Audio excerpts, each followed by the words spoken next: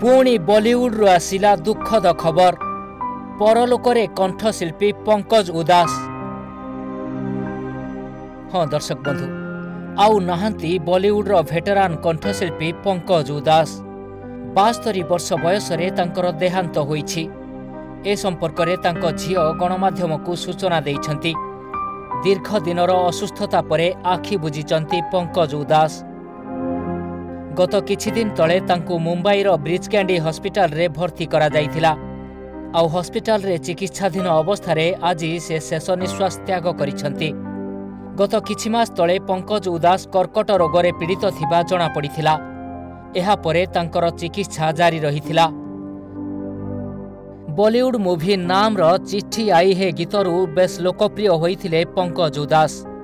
विशेष करी जणे उच्चकोटीर गजल गायक भावरे तांकर रहिथिला स्वतंत्र परिचय। पंकज उदास का जन्म 1951 मसीहा मे मास 17 तारिख रे होइथिला। 1980 रे आहट नामक एक गजल आल्बम रु क्यारियर आरंभ करिथिले पंकज। एहा परे परे तांकु अनेक आल्बम रे गीत गाइबा पई ऑफर मिलिथिला। चलचित्र सह अनेक आल्बम रे मध्य गीत गाइबा जारी रखिथिले पंकज। आउ से जणे गजल गायक भावरे बेस लोकप्रिय मध्य होइथिले। भारतीय संगीत जगत रे जगजीत सिंह एवं अन्य किछि प्रसिद्ध गजल गायकंक सह पंकज उदास को तुलना करा जाउथिला। 2006 रे पंकज को पद्मश्री पुरस्कार रे सम्मानित करा जाइथिला।